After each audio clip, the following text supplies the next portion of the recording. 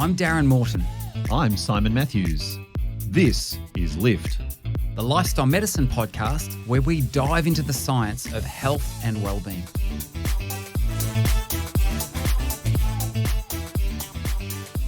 Welcome, Simon. Good to see your smiling face in the new year, 2025. Hope it's a good one. Yeah, well, it's a great one. You know why? Why? Tell me. 2025 is an interesting number. Yes. Yeah. For what reason? Well, it's the square of another number. Yes. 45. Really? And 45 is the product of a prime and another square. You know what? I knew there was something special about what's about to occur. And there it is, listeners. 2025, anticipate greatness. Hey, Simon, It's also the year of the snake. Is it really? Yeah. There you go. Yeah. Well, that might detract from the greatness a little bit. Oh, absolutely not. You're a sort of a snake fan, are you? Well, I don't mind. I don't mind snakes, but yeah, it's just it is what it is. Yeah, it'll be a great year. Well, let me tell you, I'm hoping that Scott has a great year. Scott is one of our listeners, and I actually know Scott. I've gone for some runs with him, and he sent us a little request for a topic to discuss, and we're going to do that very thing today. So let me just read out a little bit of the message from Scott. He actually started off being very complimentary, talking about my parkrun performance. What he doesn't add in here is that he's a lot faster than me. So thanks for the words of encouragement, Scotty. But here's the question he has. He said, I'd love to know more about mental strength, or what some might call mental toughness. Are you born with it? Or is it developed through life's hardships? And to what extent does our upbringing take that into account? And then he goes on to say, what's the best way to train, to encourage it, perhaps in other people? And then last of all, it started very on an up, and then it sort of finished on a bit of a down. And that was the question is, are there any downsides to mental toughness? Which is actually a really interesting perspective that'd be really fun to share. But I want to start by telling a little story, because when this whole mental toughness idea, and particularly since Scott's an accomplished runner, it made me think of a character in Australian history called Percy Cerutty. And Percy was actually a very famous running coach. In fact, he coached a number of Olympic athletes, and one of his most famous was a character by the name of Herb Elliott, which I'm sure you remember or heard of. Absolutely. Herb Elliott. Yeah. But Percy Cerutty, he used to take his athletes down to these sand dunes at Portsea in Victoria. So it's actually where they used to train Farlap, the famous racehorse. Anyway, he used to take his athletes down there and just run them up and down sand dunes until they couldn't run anymore, and then he would make them do it a little bit more. And he was a big believer. He was more of a philosopher, I think, than a coach. But his whole notion was that what really counts is mental toughness. And he has these. I remember Herb Elliott actually recalls this story. He said he once took me to a run. I was doing a 1 mile event, which is 4 laps around the oval. And Percy, he was in his 70s at the time, and he leads Herb Elliott to the side of the track at the start line and says, "Stand there." And then he proceeded. This is Percy proceeds over to the start line with no one there. This is just on the warm-up track, and then goes and Herb Elliott says he watches him run around 1 lap, and by the time you get to watching this 70-plus-year-old man just giving it his all, and he does 1 lap, and then he comes around for his second lap, and Herb says as he came past for the second time, he thought, this guy's going to die. This is unsafe. Anyway, Percy does a 3rd lap, and then on the 4th lap, literally, Herb said, as I watched him come up the finish straight, I've never seen pain and agony and contort on someone's face like it was on Percy's. And as he hit the finish line, it was not a race. This was just a demonstration to Herb, who was the only one in the arena. Percy collapsed on the ground. He's heaving. He's he's nauseous. He's lying there. And eventually, after about 10 minutes where he manages to roll over and look up, Herb's looking down at him. And Percy Cerutty, the coach, says, "Herb, you may run faster than me, but you will never, ever run harder." And then his pep talk. This was his pep talk. This was his pep talk before the actual event. And he said, "Now you go and try and do likewise." And so for him, this was all about mental toughness. And there's even story, and his athletes were incredibly mental tough. There's even a story of Herb Elliott running in an event at altitude where he had basically blacked out and he was still running. They had to stop him as he went past the finish line and kept going. So this whole idea of, mentally tough, it sounds tough. It definitely sounds a good thing. My question to you as a psychologist, what is mental toughness? What is it? How do we describe this thing? How do we capture it? Yeah, it's a great it's a great question, and there are some. There's a psychologist in the US named Angela Duckworth, who actually Angela Duckworth actually studied with Martin Seligman.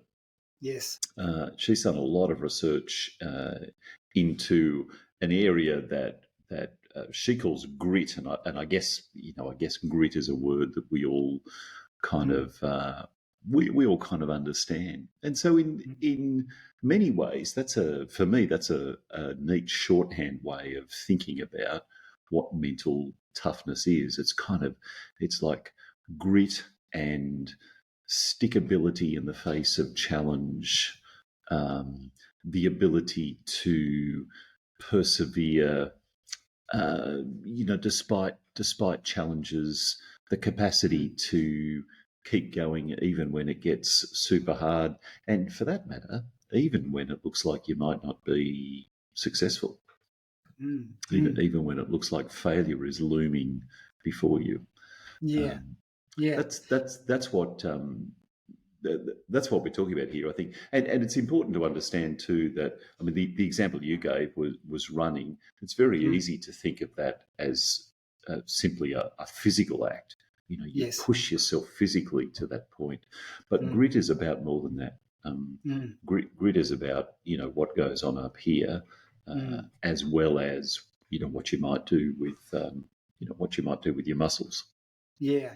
And I like the fact that you brought up, Angela Duckworth and her work on grit. There's actually a psychologist, who's actually Professor Peter Clow, who's come up with, he talks about the 4 C's of mental toughness, and they are confidence. So obviously having that ability, and particularly in the face of adversity or conflict, having that confidence to sort of back yourself and sort of stand there and hold your ground. He talks about another form of mental toughness is control. And so this is the whole idea of I can actually modulate my own behaviours, and that's a form of mental toughness. Obviously commitment, so that's the 3rd C. And that's the idea of being able to just lock in. And I think probably the grit comes into that. It's just I lock in, I drive towards a cause, and I keep going for it. And then the last C is challenge, and that whole idea that you're actually open to that. And I think that maybe that works in with some of the growth mindset literature as well. But the whole idea that you're willing to take risks, and you're willing to, sort of put yourself out there, get into uncomfortable situations, and be able to sort of, grin and bear that, or actually do better than grin and just and bear it, actually take action and fight against it. Can I say I'm a little bit disappointed that there's not a 5th C there. Tell me, what's the 5th? What should it be? Craziness. Crazy. You got to be just a little bit crazy sometimes to push so hard. You do. There's actually all these signs that say, this is more than you can do. Maybe you should stop. Maybe you should reconsider this. Maybe there's another way. Yeah. You just push on. Yeah. I mean, to some extent, that just seems a little bit crazy, doesn't it? It does seem a little bit crazy. And there's probably a lesson in that, probably having the wisdom to be able to take a stock take and actually go, maybe now's the time to, within the business world, they talk about persisting and that being a great quality, but equally so is pivoting or pulling the pin sometimes. So maybe let's write to this to Professor Clow and actually share that insight. Maybe he'll revise his entire theory based on this podcast. So here's my question then. What do you think? And as Scott introduced, are we born with this? Is mental toughness a a thing that we sort of just enter the world with, or is it Yeah, something great that question. develops over time? This nature versus nurture. There are a couple of studies on it that I'll share, but what's your gut feeling? Well, I think the short answer, are we born with it, or does it develop over time? The short answer is yes. Yes.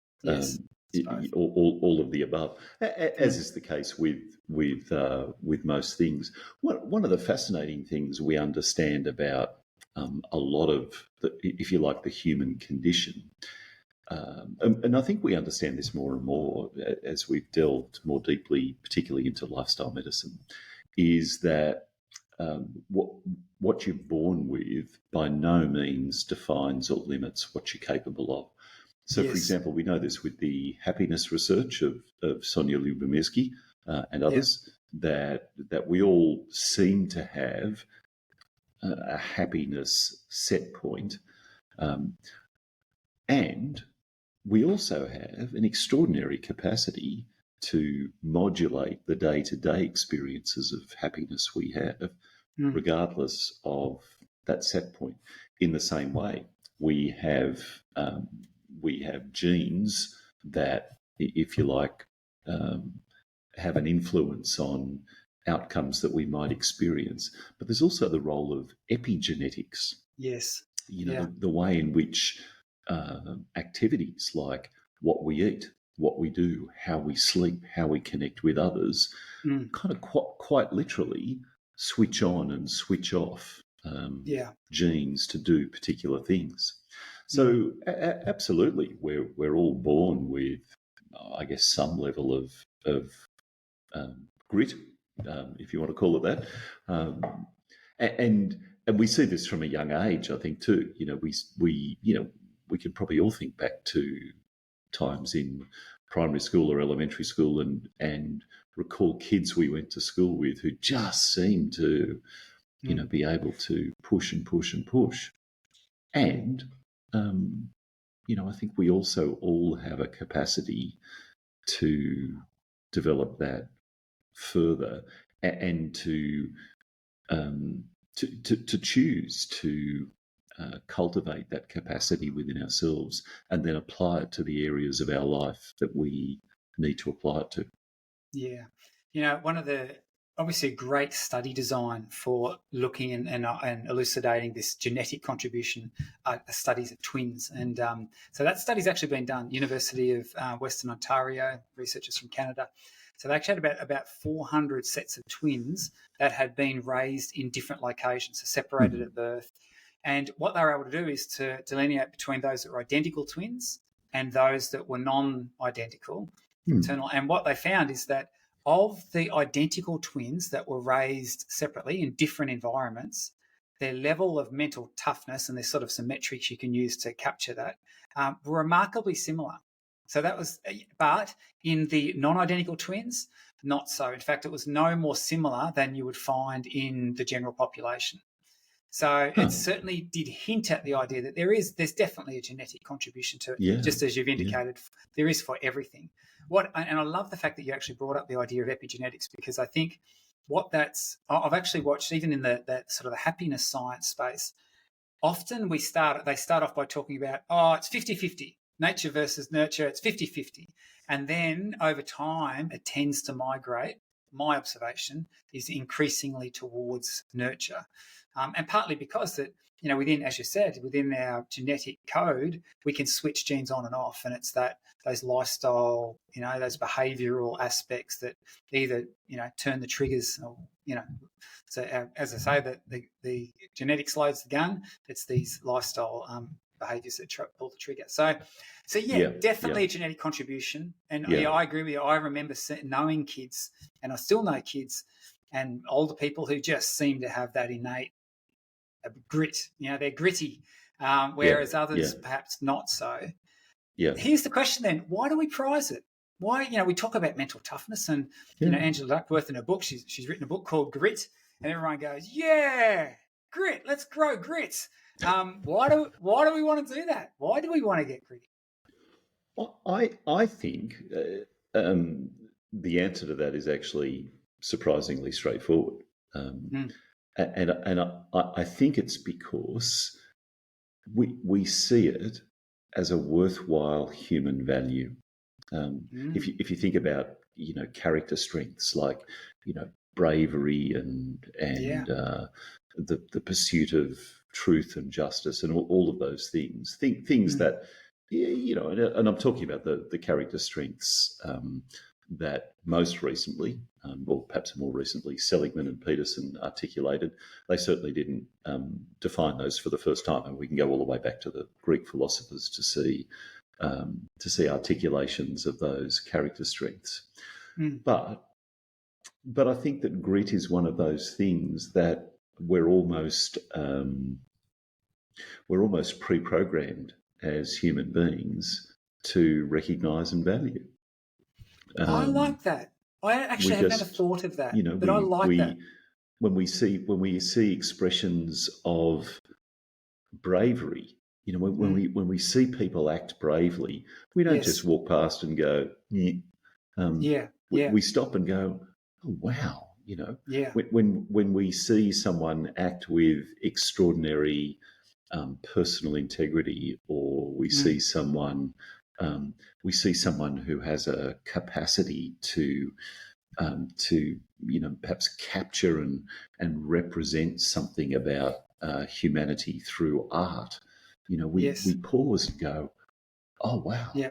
I had an experience like this yesterday. So that yesterday I went to the exhibition space underneath the Royal Palace in Madrid. Wonderful. It's a wonderful space, and at the moment there's a temporary exhibition on one of the levels of a Spanish artist named Sorolla. Sorolla, and he was alive at the end of the 19th century and the early 20th century. So his kind of painting career spanned about 1885 to sort of 1910 or thereabouts. And a lot of his work is on display. It's normally displayed in his house here in Madrid, but his house is being renovated. His house is like a national treasure. It's being renovated at the moment. So they've moved the artwork into this exhibition space.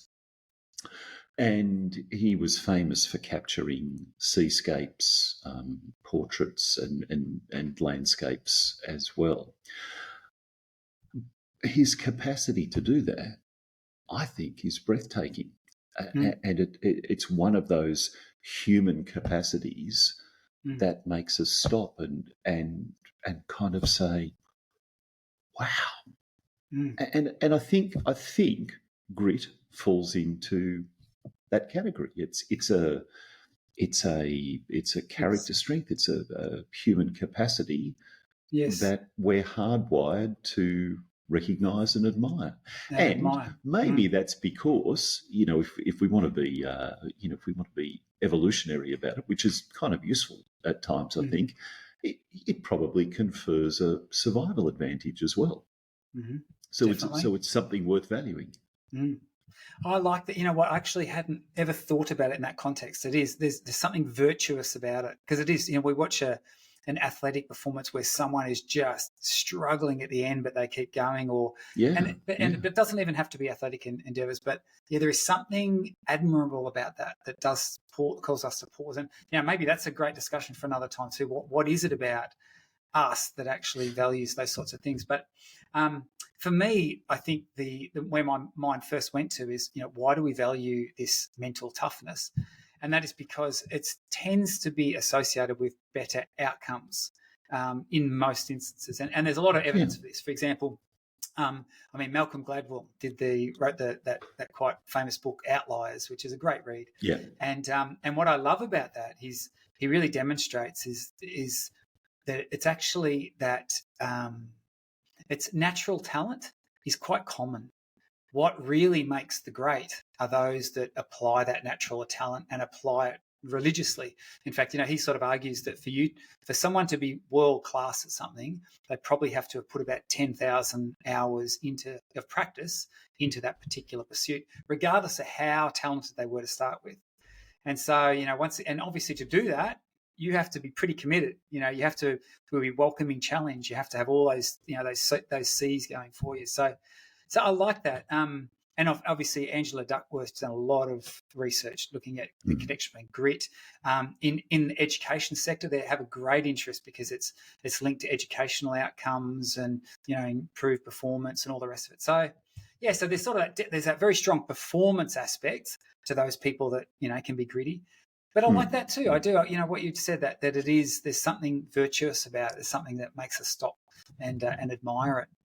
So these are the story arcs too that we these are the things that we love in stories. So if you think about a novel, a fiction story, or a film, or a TV show, there's that old adage that you can, I don't know, there's only 7 storylines or something like that. Yeah. I think there's actually only one storyline in film and TV and in books, and the storyline is here's where the person is, here's where the person wants to get to, and the story arc is a bit like a game of snakes and ladders. Progress, obstacle, overcome the obstacle, more progress, another obstacle, overcome that obstacle, more progress, another obstacle, and so on. And that's actually what keeps us engaged. It does. If a story arc was just, we started at this point and, we moved steadily towards the goal and we reached it, approximately at the time we thought we would, with approximately the effort we thought we would have to make, we'd all go to sleep. That's exactly right. Yeah. I love that. And I agree with you. And I think that I'd add to that, what we love in stories is when there's some sort of sacrifice attached to it. So it's not like just slide down a hill and then have to, bounce back up. There's actually effort required in that. And to my mind, the most captivating stories is when there's sacrificial service involved, where other people are doing it for a good cause that benefits others as well. Anyway, we could go down that tangent. But here's my question to you. Can you think of a particular example? Because, to get to where you've been very successful. So obviously you have a level of grit. We're all aspiring to be Simon here, right? So can you think of particular instances where, that particular event or that circumstance or that exchange actually did grow my mental toughness? Oh, you mean in my own life? Yeah, in your own life. Wow, what a great question. Lift is supported by the Lift Project, an educational adventure where you learn science-based ways to lift your mood and your life. The Lift Project is lifting lives around the globe, in healthcare settings, workplaces, schools, universities and communities. To find out more, visit theliftproject.global. Yeah, I can. I can think of something. I can think of something that's. I can think of something professionally related, and I can also think of. I can think of something physical activity related for me as well. Yeah. Two examples come to mind. The professional one was the professional one was the very first time that I published something in academic literature, which is a few years back now, and I remember, I had this opportunity to do this, and I remember getting quite excited about that, and sitting down and starting writing and researching and reading and assembling this and I sort of got it all together and thought, wow, that's I'm really quite happy with that for first effort. So I sent it off to the relevant journal, and it came back with all these kind of editorial criticisms and this needs addressing and that needs changing and so on and so forth. And in that moment, I was really. I'm sure anyone who's published anything can relate to this, but I felt super deflated. Like, I really thought that this was something. So what do you do at that point? Well, I mean, you've kind of got two choices, I suppose. One is to bin it, or the other is to say, well, I'm going to take this on board and keep going. So I did. I addressed those questions and sent it back, and then I think maybe it came back again for a little bit more revision, and then I sent it back in. Ultimately, it was published. But the fascinating part is the longer term effect of that. So the longer term effect for me has been now when I submit something for publication, and I've just done that again, actually, just in this last few weeks. Now, if it comes back with revisions requested, my response is, okay, this is good. I mean, I like this because this is what makes for excellence and robustness in publication. And in fact, it's even gone as far as recently when I submitted something else and it came back with some revision requests. I stood there and evaluated it and didn't agree with one of them, so I pushed back and said, I think this represents a misunderstanding, and I don't think this needs to be changed.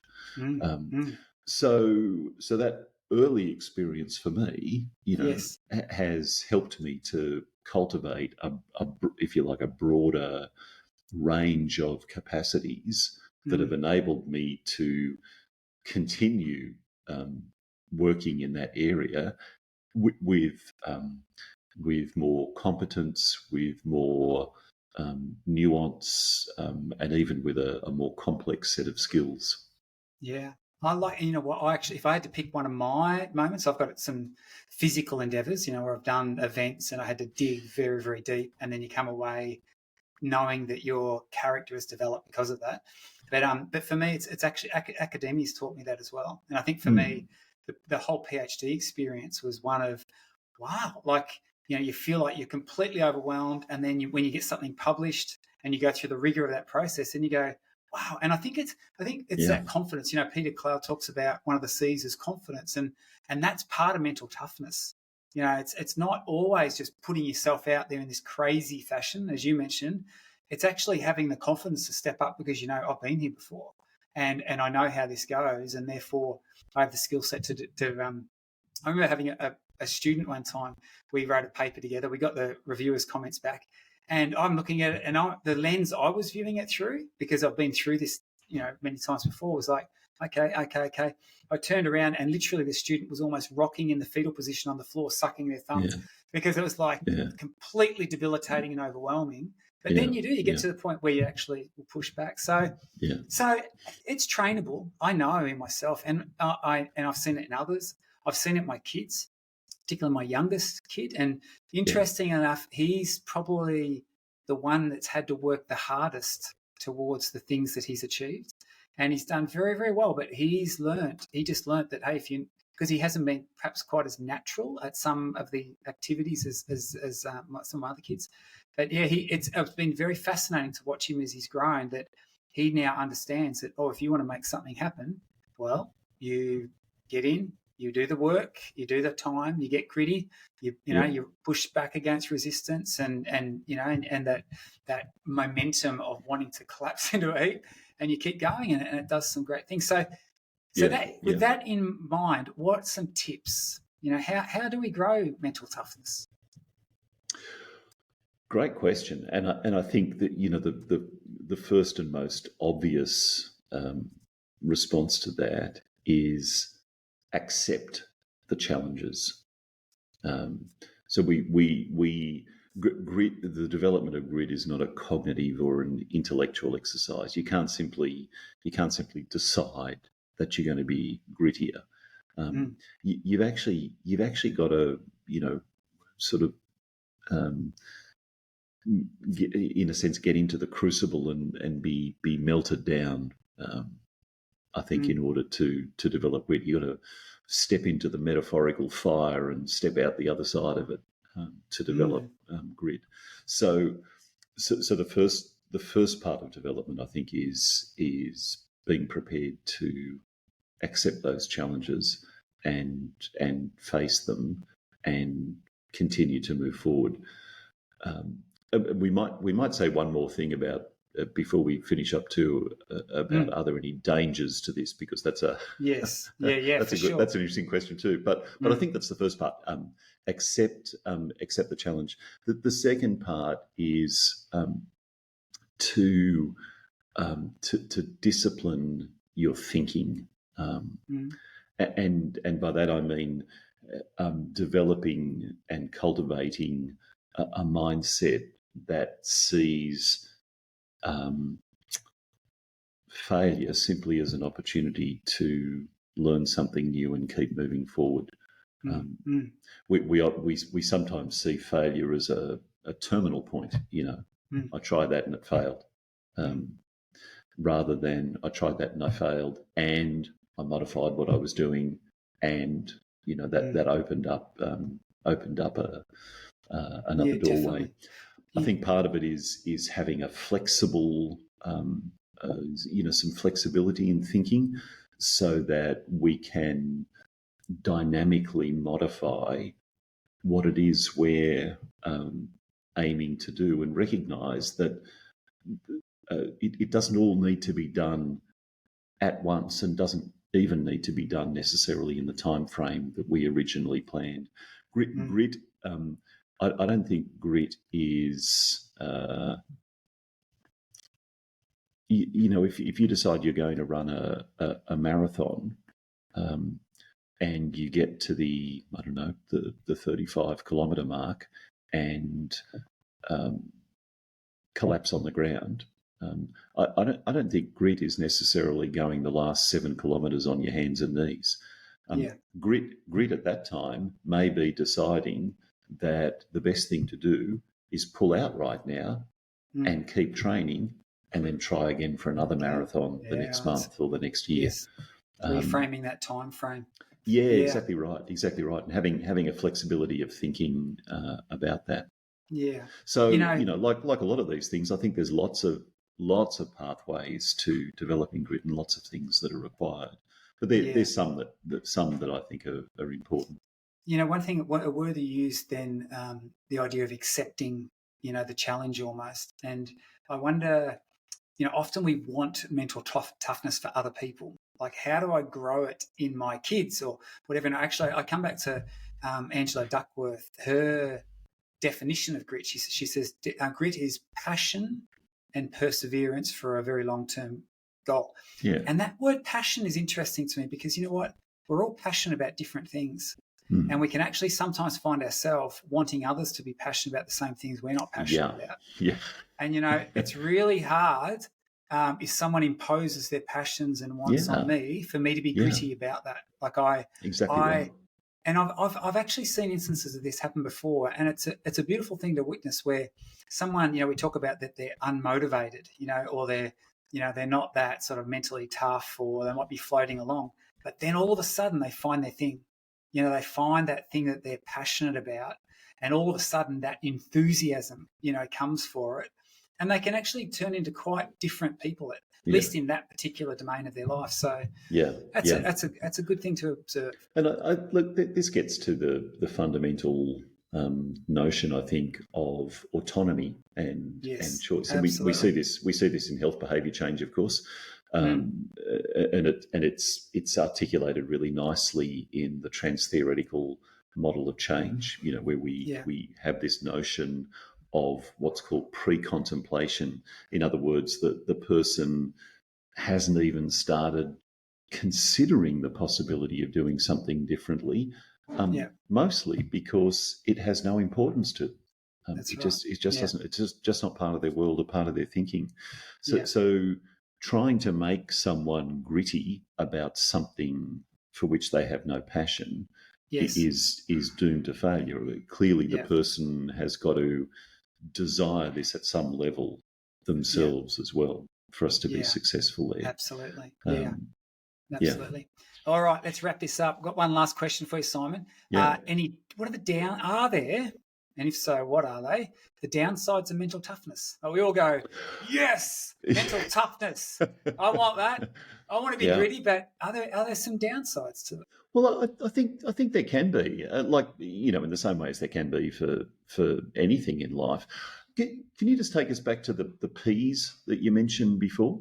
The C's? No, weren't there P's? I'm sure there were the 4 C's. 4 C's. I thought there were P's. Oh, Angela Duckworth, she talks about perseverance and passion. Passion. But the C's, Peter Clow, his theory, the C's were control, commitment, challenge, and confidence. Okay. Well, it's the P's I'm thinking of: perseverance and passion, which are good things. Yes. There is a shadow P though, and it's terminology that I've seen quite a bit as a psychologist, and it's perseveration.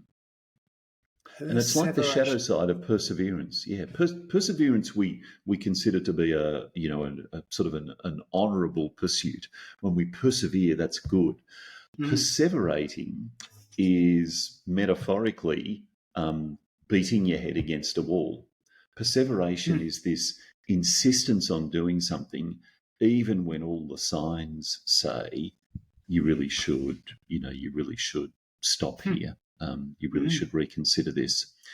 And that, I think, is one of the dangers of grit, that if we transition from perseverance to perseveration, then depending on what it is, I think there are potential hazards. One of those, if you're talking about physical pursuits, then one of those hazards is clearly physical injury. Or perhaps acute illness, which may be fatal. Yes, yeah. I think if we're talking about other elements, then perseveration can also result in a sense of being, demoralised and dispirited, disencouraged. We can push and push and push and push so far that we kind of lose sight of why it was we were doing this. We've started doing it in a sense just to put a check mark next to it, and lost the meaning behind it. We've disconnected from the passion, I guess. It's just become an exercise simply in completion, rather than an exercise in production of something that's worthwhile and valuable. Yeah. So I think absolutely there can be some downsides to grit. Yeah. And I think that's a fast track to burnout too. Absolutely. Interestingly, to loop back to Scott's question was, can we actually sort of almost do damage to ourselves? Do we, through this being mentally tough and driving and pushing our bodies and the like? One interesting little quirky study, actually ironically conducted by French researchers, was conducted on US Olympic athletes, and they had about 8,000 Olympic athletes, and they just looked at their life course. And what they found is that Olympic athletes, who you would have to think would have a fair bit of grit, you'd think they would be quite a mentally tough kind of population, and that outside of the athletic world will often spill over to other aspects of their life as well. But on average, they lived about 5 years longer than the average population. So Olympic athletes actually have a sort of a longevity advantage. And interestingly enough, though, it came through cardiovascular benefits, and they had lower risk of cancers as well. But what they didn't have a lower risk of was neurological conditions and mental health concerns. And so, once again, might make that connection between, and we can push too hard and it can actually take its toll on us, certainly from a mental health perspective. Yeah. So here's to wrap it up. Great question from Scott. Thank you for asking it. Yeah, thanks, Scott. What's your takeaway? What do you think? This whole mental toughness, is it a good thing for lifestyle medicine? Absolutely. I think I think if we take it as a whole, grit is desirable.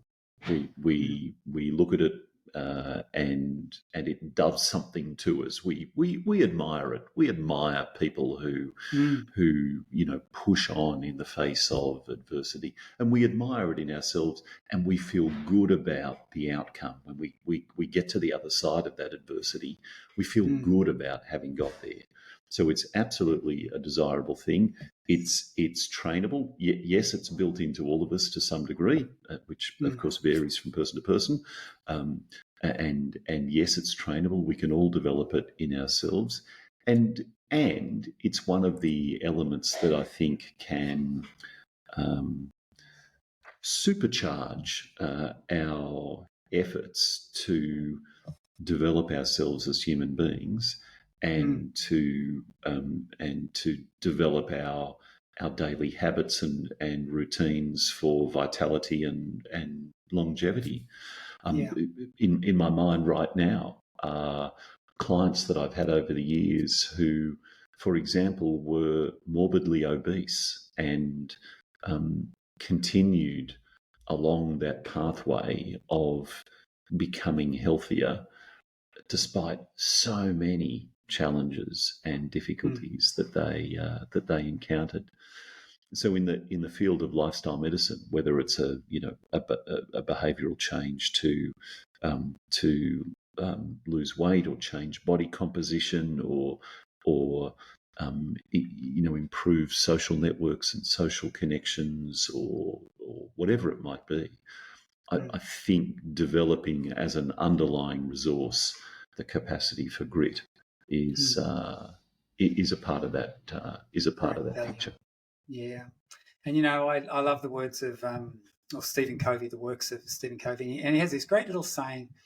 We talked about, if you want to develop this grit, if you want to develop, it's almost personal integrity tied up in that as well. And he says, just make yourself small promises. He says, don't overcommit, but never underdeliver. And in doing that, I think it just builds that sort of grit muscle. We become grittier. So there is something to aspire to, friends, to become grittier. Hey, Simon, it's been good chatting with you. Look forward to next time. As always. And thanks, Scott, for the question. If you have any topics that you'd love us to deal with, then please let us know. We'd love to do so. Lift is presented by Simon Matthews and Darren Morton. It's sponsored by the Lift Project and supported by Avondale University. Music provided by Pixabay. If you have a question or a topic you would like to hear more about, send us an email to podcast@theliftproject.global. The Lift Project. Lift your mood, lift your life.